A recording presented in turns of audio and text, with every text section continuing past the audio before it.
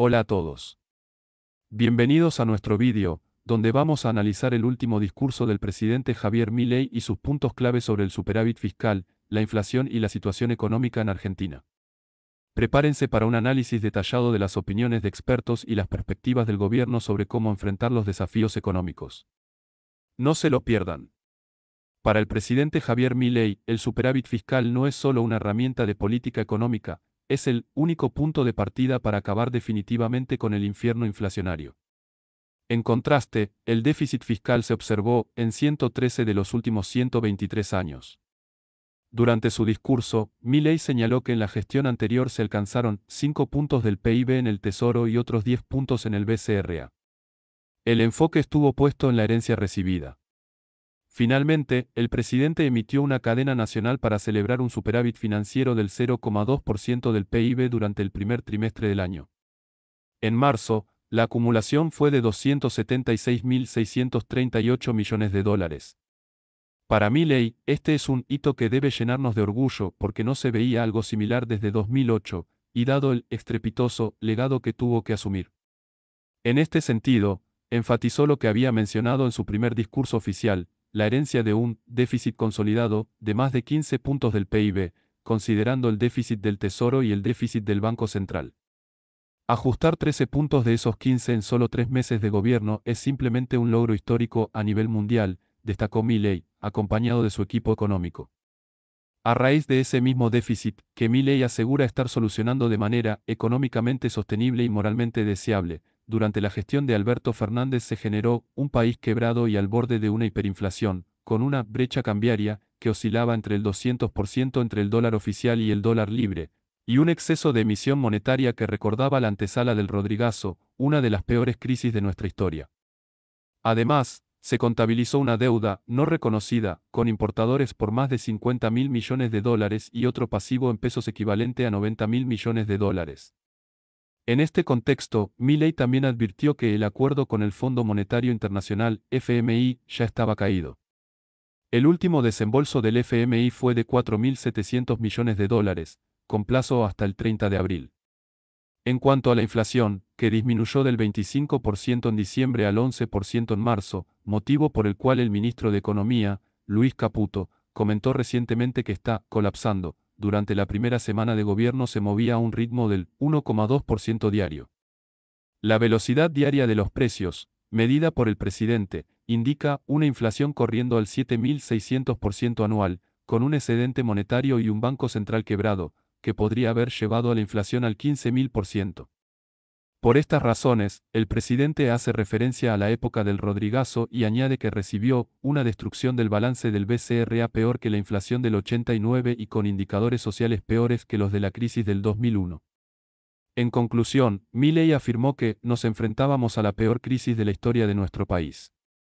De esta manera, la necesidad del superávit fiscal tiene que ver con terminar de una vez por todas con el infierno inflacionario que fue Argentina desde la caída de la convertibilidad, pero también con convertirse en el mayor defaulteador serial del mundo y tener la presión impositiva más alta del mundo. Para Kevin Castillo, economista y miembro del Observatorio de Políticas para la Economía Nacional, OPEN, se debían tomar decisiones urgentes en torno al déficit fiscal y cuasifiscal, aunque se puede discutir la manera en la que este gobierno implementa las medidas para alcanzar el superávit. Sin embargo, concuerda con muchos colegas en que la proyección de la inflación es sumamente exagerada, sugiriendo que se trata de una estrategia para capear discursivamente estos meses de inflación extremadamente alta. En términos generales, considera que no es tanto el diagnóstico con lo que está en desacuerdo, sino con las acciones posteriores. Guido Sack, director de Economía en la organización Fundar, coincide con la mirada inicial, sin lugar a dudas, la economía que recibió Milei, con precios y tipo de cambio desfasados, sin crecimiento económico, y con un BCRA con reservas netas, era muy complicada. Aún así, destaca que nunca en economía hay una única alternativa, y el presidente decidió sobrereaccionar, devaluando más de lo que el FMI y el mercado esperaban y generando una consolidación fiscal para alcanzar un superávit financiero, en lugar de un equilibrio primario. Por eso, señala que la contracara de esta estrategia es más recesión y afectación de los ingresos. Sobre la metodología para medir la inflación de 2023, Sack coincide con Castillo asegurando que es totalmente imprecisa. Sin embargo, también señaló que hablar de un déficit consolidado del 15% del PIB es claramente un error. Como explica el economista, Milei incluye en el déficit de 2023 los intereses de los pasivos remunerados del BCRA, pero en la medición del superávit acumulado durante el primer tramo de su gestión, no. Si incorporáramos los intereses de los pases pasivos en el trimestre, que ascienden a 10 billones de dólares, tendríamos un déficit, asegura Sack. Tampoco cree que el superávit alcanzado pueda ser sostenible a largo plazo si la recesión se profundiza y si la postergación de pagos al sector energético o la acumulación de deuda flotante continúa. Ni la estabilidad financiera, el equilibrio fiscal, la acumulación de reservas y la sostenibilidad del tipo de cambio están garantizadas. Ni siquiera el descenso de la inflación es seguro en estas condiciones, concluyó el especialista. La Confederación General del Trabajo, CGT, criticó la cadena nacional emitida ayer por el presidente Javier Milei y señaló que el mandatario debería haber anunciado deudas gemelas, destacando que el resultado fiscal alcanzado por el gobierno es consecuencia de una brutal recesión y que en un 70% se logró gracias al ajuste en las partidas destinadas a jubilaciones y pensiones, subsidios y obras públicas. En un comunicado contundente titulado "Lo que el gobierno nacional no dice", la CGT analizó el discurso del presidente en el que celebró el superávit fiscal alcanzado por su gestión libertaria. El gobierno anuncia el retorno del superávit fiscal y comercial con acumulación de reservas. Habla de supuestos superávits gemelos, pero al analizar todos los datos, deberíamos hablar de deudas gemelas, exponiendo el mecanismo oculto detrás de cómo se lograron, declaró la organización encabezada por Héctor Deíar, del Gremio de Sanidad, Pablo Moyano, del Sindicato de Camioneros, y Carlos Acuña, líder de los trabajadores de estaciones de servicio. La central sindical describió 7 puntos para ilustrar la estrategia utilizada por el gobierno para reducir el gasto público. 1. Reducción de ingresos para los jubilados. Según la CGT, las pensiones cayeron un 40% en términos reales en los últimos 12 meses, quedando entre los niveles históricamente más bajos, peores que los del año 2001. 2. Deudas con las provincias. La CGT denunció que la nación detuvo las transferencias a las provincias, un recorte del 62%, ajustado por inflación, afectando servicios esenciales como educación y seguridad social, afectando también a los pagos a jubilados provinciales y salarios de docentes, entre otras funciones esenciales. 3. Deudas con empresas de energía y gas. La CGT indicó que el Tesoro no está cumpliendo con los contratos, acumulando una deuda de entre $2.000 americanos y 2.200 millones, lo que podría generar problemas financieros para las empresas privadas, poniendo en riesgo el abastecimiento normal de electricidad. 4. De financiamiento de la educación pública y deudas con universidades.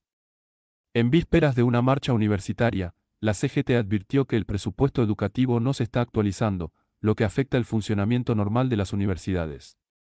Sin incrementos presupuestarios, las universidades no podrán operar a partir del segundo semestre de este año, agregó. 5. Interrupción de la obra pública.